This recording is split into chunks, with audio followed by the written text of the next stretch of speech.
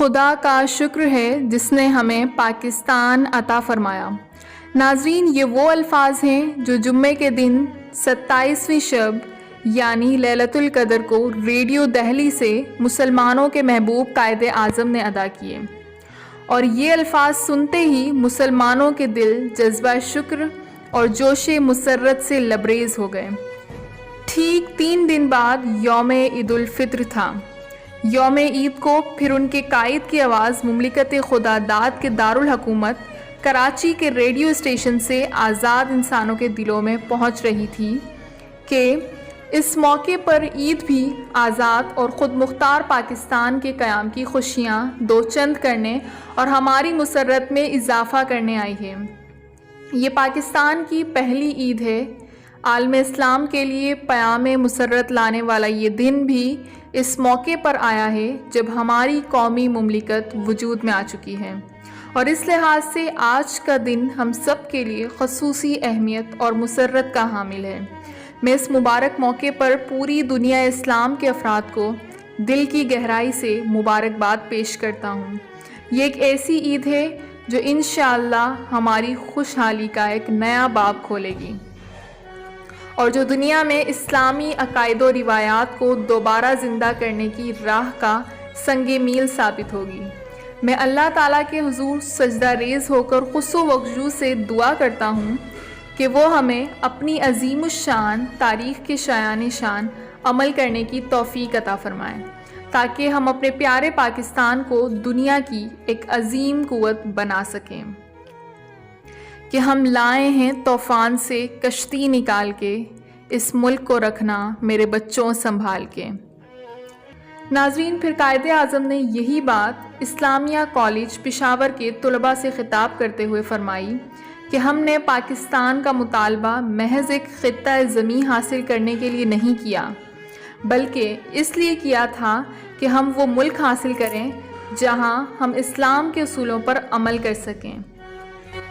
حصول وطن پاک کا مقصد ہے فقط نفاذ شریعت اسلام، نہیں اجازت کسی کو یہاں چلائے کوئی اور بیرونی نظام۔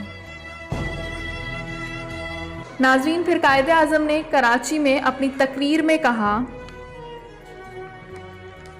کہ اسلامی حکومت کا یہ خصوصی امتیاز ہمارے پیش نظر رہنا چاہیے کہ اس میں اطاعت اور وفاداری کا مرکز اللہ تعالیٰ کی ذات ہے، اور اس کی اطاعت کا عملی طریقہ قرآن مجید کے احکام اور اصولوں پر عمل کرنا ہے۔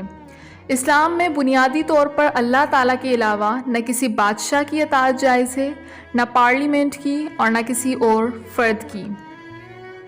ہماری سیاست و معاشرت اور ہماری آزادی و پابندی کے اصول قرآن مجید کے احکام کے مطابق ہوں گے۔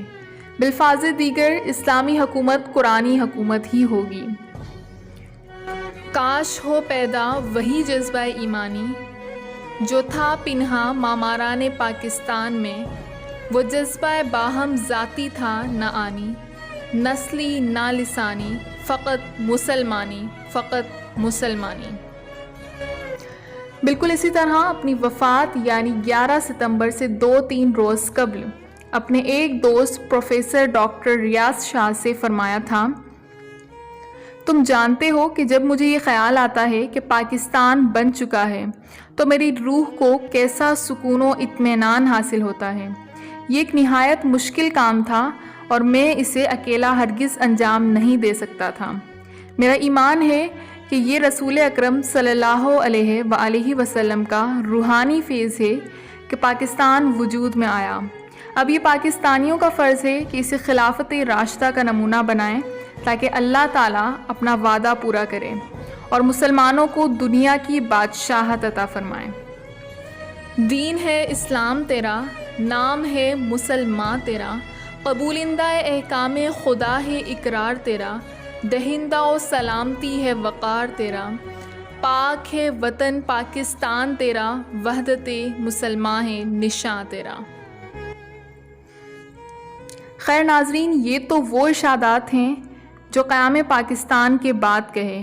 ابتدا میں وہ بھی دوسرے مسلمان رہنماؤں کی طرح ہندوؤں کے ساتھ مل کر ہندوستان کو انگریزوں کی غلامی سے نجات دلانے کے لیے کوشاں تھے، لیکن انگریزوں کے ہندوستان چھوڑ دینے کے امکان کے ساتھ ہی جب انہوں نے ہندوؤں کی نمائندہ جماعت کے معتصبانہ تیور دیکھے تو اس نتیجے پر پہنچے کہ اگر انگریزوں کے رخصت ہونے سے قبل مسلمانوں نے اپنا الگ وطن حاصل نہ کیا تو انہیں ہندوؤں کی دائمی غلامی قبول کرنی ہوگی۔ چنانچہ انہوں نے عقیدہ اسلام کی بنیاد پر مسلمانوں کو متحد کر کے علیحدہ وطن حاصل کرنے کی تحریک چلائی۔ اس کے ثبوت میں قائد اعظم کی قبل تقسیم کی گئی تقاریر پیش کی جا سکتی ہیں، جیسے کہ انہوں نے 1934 میں کراچی میں منعقدہ مسلم لیگ کے اجلاس میں فرمایا، وہ کون سا رشتہ ہے جس سے وابستہ افراد ایک ہی جسم کے اعضاء ہیں؟ وہ کون سی بنیاد ہے جس پر امت مسلمہ کی عمارت کھڑی ہوئی ہے؟ وہ کون سا لنگر ہے جس سے امت مسلمہ کی کشتی محفوظ ہو گئی ہے؟ وہ رشتہ، وہ بنیاد اور وہ لنگر اللہ کی کتاب قرآن مجید ہے۔ مجھے یقین ہے کہ جیسے جیسے ہماری تحریک آگے بڑھے گی، ہمارے اتحاد میں مزید قوت پیدا ہوتی چلی جائے گی، کیونکہ ہم ایک خدا اور ایک رسول کے عقیدے کی بنیاد پر ایک امت ہیں۔ اور 1944 میں مسلم یونیورسٹی علی گڑھ کے طلبہ سے خطاب کرتے ہوئے قائد اعظم نے فرمایا کہ پاکستان تو اسی دن وجود میں آ گیا تھا جس دن یہاں پہلا ہندو مسلمان ہوا تھا، اور یہ اس وقت کی بات ہے جب یہاں مسلمانوں کی حکومت قائم بھی نہیں ہوئی تھی۔ اسلام کی بنیاد نہ وطن پر ہے، نہ نسل، نہ قومیت پر، اس کی بنیاد کلمہ توحید ہے۔ چنانچہ ہندوستان کا پہلا فرد جو مسلمان ہوا وہ ہندوؤں سے مختلف جداگانہ قوم کا فرد بن گیا تھا۔ پھر 2 مارچ 1946 کو اپنے خطاب میں فرمایا، ہمیں قرآن پاک، حدیث شریف اور اسلامی روایات کی طرف پلٹنا ہوگا جن میں ہمارے لیے مکمل رہنمائی کا سامان ہے۔ شرط یہ ہے کہ ان پر عمل پیرا ہو کر دنیا کے سامنے ان کی عملی ترجمانی کریں۔ تو ناظرین، یہ تھا اصل تصور پاکستان۔ اب یہاں پر جو قابل غور بات ہے وہ یہ ہے کہ کیا یہ وہی وطن پاکستان ہے جس کا خواب علامہ اقبال رحمۃ اللہ علیہ نے دیکھا تھا؟ کیا یہ وہی وطن پاکستان ہے جس کے لیے قائد اعظم نے اپنی بیماری کو بھی راز رکھا؟ کیا یہ وہی پاکستان ہے جس کے لیے ہمارے آباء و اجداد نے جانیں قربان کی؟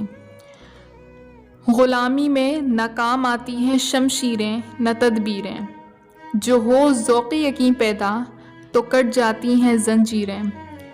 کوئی اندازہ کر سکتا ہے اس کے زور بازو کا، نگاہ مرد مومن سے بدل جاتی ہیں تقدیریں۔ اللہ تعالی ہمیں توفیق دے کہ ہم قائد اعظم کی آرزو اور تمنا کے مطابق اپنا عمل قرآنی ایک کام کے سانچے میں ڈھال کر پاکستان کو مثالی فلاحی مملکت بنا سکیں۔ آمین۔